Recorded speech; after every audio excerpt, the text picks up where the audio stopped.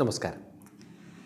ഞാനിന്ന് സംസാരിക്കാൻ പോകുന്നത് അർണോൾഡ് ക്യാരി മാൽഫർമേഷൻ എന്ന് പറയുന്ന ഒരു അവസ്ഥയെക്കുറിച്ചാണ്. ന്യൂറോളജിയേക്കാളും ന്യൂറോ സർജന്മാരുടെ ഏരിയയാണ് ഈ അർണോൾഡ് ക്യാരി മാൽഫർമേഷൻ.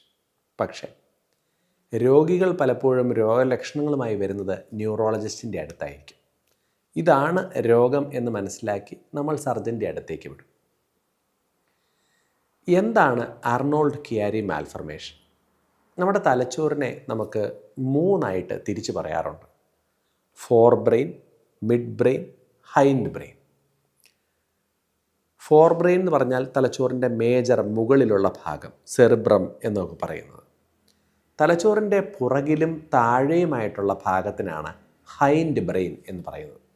അതിൻ്റെ ഭാഗങ്ങളാണ് സെറിബെല്ലം, നമ്മുടെ ബാലൻസ് കൈകാര്യം ചെയ്യുന്ന സ്ഥലം.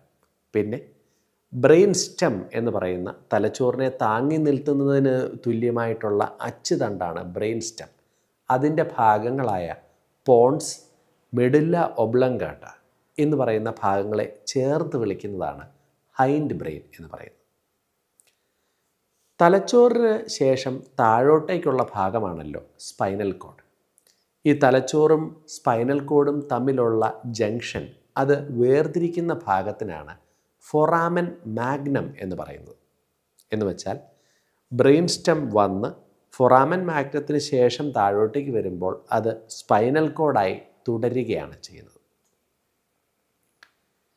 ചില ആൾക്കാരിൽ ജന്മന ഈ ഫൊറാമൻ മാഗ്നം എന്ന് പറയുന്നതിൻ്റെ സർക്കംഫറൻസ് അല്ലെന്നുണ്ടെങ്കിൽ അതിൻ്റെ വായ്വട്ടം കൂടുതലായിരിക്കും. സാധാരണ ഇങ്ങനെയൊരു ചെറിയ തുളയാണ് എങ്കിൽ ചിലരിലത് വലുതായിരിക്കും. ഇങ്ങനെ വലുതാവുമ്പോൾ വരുന്ന പ്രശ്നം എന്തെന്ന് വെച്ചാൽ തലച്ചോറിൻ്റെ പുറകിലുള്ള താഴെയുള്ള ഈ ഹൈൻഡ് ബ്രെയിനിലെ സെറിബെല്ലം, മെഡുല്ല ഒബ്ലോങ്കാറ്റ എന്നൊക്കെ പറയുന്ന ഭാഗങ്ങൾ ഈ ഫൊറാമൻ മാഗ്നം എന്ന് പറയുന്ന തുളയിലൂടെ താഴോട്ടേക്ക് ഇടിഞ്ഞ് ഇറങ്ങും. ഇവിടെ ഈ പടത്തിൽ നോക്കിയാൽ വലതുവശത്ത് നോർമലായിട്ടുള്ള ഒരു തലച്ചോറിൽ എങ്ങനെയാണ് സെറിബെല്ലവും ബ്രെയിൻ സ്റ്റെമ്മും ഉള്ളത് എന്ന് കാണാം. ഇടതുവശത്തുള്ള പടത്തിലേക്ക് നോക്കിയാൽ അവിടെ സെറിബെല്ലത്തിൻ്റെ ഒരു ഭാഗം ഫൊറാമൻ മാഗ്നം എന്നതിലൂടെ താഴേക്ക് ഇടിഞ്ഞിറങ്ങുന്നത് കാണാം. സെറിബെല്ലം, മെഡുല്ല ഒബ്ലോങ്കാറ്റയൊക്കെ താഴേക്ക് ഇടിഞ്ഞിറങ്ങുമ്പോൾ അവിടെ സ്പൈനൽ കോഡിലേക്ക് വന്ന് പ്രഷർ ചെലുത്തുകയും തലച്ചോറിൻ്റെ ഉള്ളിലെ നോർമലായിട്ടുള്ള ഫ്ലൂയിഡായിട്ടുള്ള CSF എന്ന് പറയുന്നതിന് പോകുന്നതിന് തടസ്സമുണ്ടാക്കുകയും ചെയ്യും. അങ്ങനെ ജന്മന ഉള്ള ഒരു പ്രശ്നത്തിലൂടെ ബ്രെയിനിൻ്റെ താഴെ സ്പൈനൽ കോഡിൻ്റെ അങ്ങോട്ടേക്ക് തലച്ചോറിൻ്റെ ഹൈൻഡ് ബ്രെയിനിൻ്റെ ഭാഗങ്ങൾ ഇടിഞ്ഞിറങ്ങുകയും അത് വന്ന് തട്ടുന്നത് കൊണ്ടുണ്ടാവുന്ന ബുദ്ധിമുട്ടുകളെ ചേർത്ത് വിളിക്കുന്നതാണ് അർണോൾഡ് ക്യാരി മാൽഫർമേഷൻ എന്ന് പറയുന്നത്. എന്തൊക്കെയാണ് അർണോൾഡ് ക്യാരി മാൽഫർമേഷൻ്റെ രോഗലക്ഷണങ്ങൾ? ഏറ്റവും പ്രധാനപ്പെട്ട പ്രശ്നം തലവേദനയാണ്.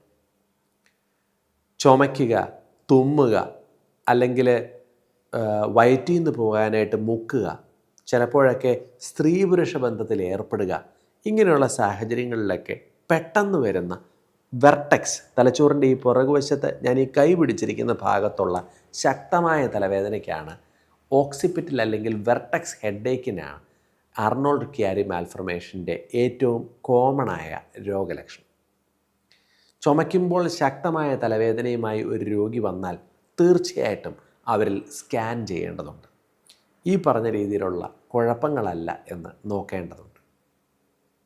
പിന്നെ തലച്ചോറിൻ്റെ ഹൈൻഡ് ബ്രെയിനിൻ്റെ ഭാഗമായ സെറിബെല്ലം താഴോട്ടേക്ക് ഇടിഞ്ഞിറങ്ങിയാൽ അത് കൊണ്ട് ചില പ്രശ്നങ്ങളുണ്ടാകാം. നടക്കുമ്പോൾ വേച്ചു പോവുക, സംസാരത്തിന് കുഴച്ചിൽ വരിക, ഈ പറയുന്ന കാര്യങ്ങളാണ് സെറിബെല്ലത്തിൻ്റെ പ്രശ്നങ്ങൾ കൊണ്ട് ഉണ്ടാകുന്നത്. പിന്നെ ഈ സെറിബെല്ലം എന്ന് പറയുന്നത് നമ്മുടെ സ്പൈനൽ കോഡിനിട്ട് വന്ന് തട്ടുന്നത് കൊണ്ട് രോഗികൾക്ക് കൈകൾക്ക് മരവിപ്പ്, തരിപ്പ്, കൈകൾക്ക് ബലക്കുറവ്, തോളിൻ്റെ ഭാഗത്തായി ഒരു കേപ്പ് ഷേപ്പിൽ, നമ്മുടെ സൂപ്പർമാനൊക്കെ പുറത്തിടുന്ന ഈ ഇതിനാണ് കേപ്പ് എന്ന് പറയുന്നത്. ആ കേപ്പ് കിടക്കുന്ന ആ ഭാഗത്ത് സെൻസേഷന് പ്രശ്നങ്ങൾ വരിക, മൂത്രം ഒഴിക്കുന്നത് അടുപ്പിച്ചടുപ്പിച്ചാവുക, പെട്ടെന്ന് മുറിയെല്ലാം ചുറ്റിക്കറങ്ങുന്ന പോലെ ഉണ്ടാവുക, ഇങ്ങനെയുള്ള രോഗലക്ഷണങ്ങളും അർണോൾഡ് കിയാരി മാൽഫർമേഷനുള്ള രോഗികളിൽ ഉണ്ടാകാം. ടിപ്പിക്കലായ ലക്ഷണങ്ങളുമായി വരുന്ന ഒരു രോഗിയിൽ എങ്ങനെയാണ് നമ്മൾ ഈ രോഗമാണെന്ന് കൺഫേം ചെയ്യുക? അതിന് സഹായിക്കുന്നത് MRI ആണ്. MRI ചെയ്യുമ്പോൾ നമ്മൾ തലച്ചോറിൻ്റെയും അതുകൂടാതെ സ്പൈനൽ കോഡിൻ്റെയും സ്കാൻ ചെയ്യേണ്ടതുണ്ട്. അവിടെ ഈ സെറിബെല്ലം എന്ന് പറയുന്ന ഭാഗം താഴോട്ടേക്ക് ഇടിഞ്ഞിറങ്ങുന്നുണ്ടോ? ഒരു 5 മില്ലിമീറ്റർ വരെയൊക്കെ താഴോട്ടേക്ക് ഇടിഞ്ഞിറങ്ങുന്നത് നോർമലായി ഉണ്ടാകാം. അതിൽ കൂടുതലായി താഴോട്ടേക്ക് ഇടിഞ്ഞിറങ്ങിയാൽ, ഈ പടത്തിൽ കാണുന്ന പോലെ താഴേക്ക് ഇടിഞ്ഞിറങ്ങിയാൽ, അത് അർണോൾഡ് കിയാരി മാൽഫർമേഷനിലേക്ക് വഴിവെക്കും. സ്പൈനൽ കോഡിൻ്റെ സ്കാൻ ചെയ്യുന്നത് എന്തിനു വേണ്ടിയെന്ന് വെച്ചാൽ, ഈ സെറിബെല്ലം എന്ന് പറയുന്നത് സ്പൈനൽ കോഡിൽ വന്ന് ഞെരുങ്ങുന്നത് കൊണ്ട് തലച്ചോറിൻ്റെ ഉള്ളിൽ ഉള്ള ഫ്ലൂയിഡ് CSF അത് സ്പൈനൽ കോഡിൻ്റെ ഉള്ളിലുമുണ്ട്. അത് പോകുന്നതിന് തടസ്സമുണ്ടാക്കുകയും സ്പൈനൽ കോഡിൽ ചില ഡയലറ്റേഷൻ, സിറിഞ്ചോമൈലിയ എന്ന് പറയുന്ന രീതിയിൽ, ഇപ്പോൾ ഇവിടെ ഈ MRIയിൽ കാണുന്നത് പോലെ ഒരു തുള പോലെ ഫ്ലൂയിഡ് കെട്ടിക്കിടക്കുന്നത് ഉണ്ടാകാം. എങ്ങനെയാണ് ഈ അർണോൾഡ് കിയാരി മാൽഫർമേഷൻ ചികിത്സിക്കുന്നത്? ചിലപ്പോഴൊക്കെ സാഹചര്യവശാൽ പോലും ഇത് കണ്ടുപിടിക്കപ്പെടാറുണ്ട്. എല്ലാ രോഗികൾക്കും ഇതിന് ചികിത്സയുടെ ആവശ്യമില്ല.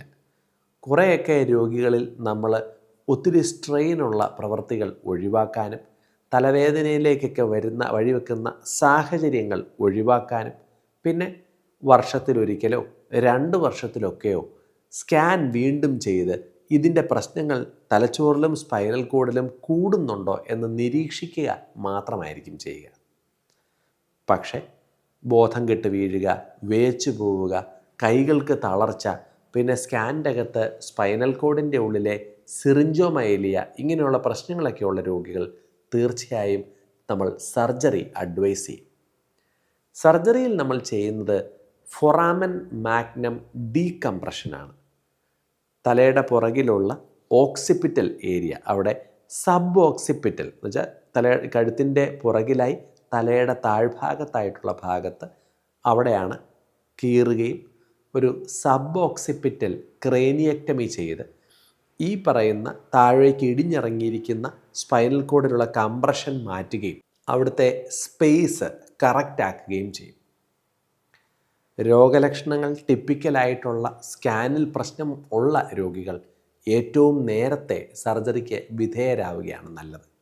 ഏറ്റവും നല്ല ഒരു സ്പൈൻ സർജൻ്റെ അടുത്ത് പോയി ചികിത്സ സമയത്ത് ചെയ്താൽ അത് പെർമനൻ്റ് ആയിട്ടുള്ള ബലക്കുറവ്, വേച്ചുപോകൽ പോലെയുള്ള പ്രശ്നങ്ങൾ ഒഴിവാക്കുന്നതിന് സഹായിക്കും. നന്ദി.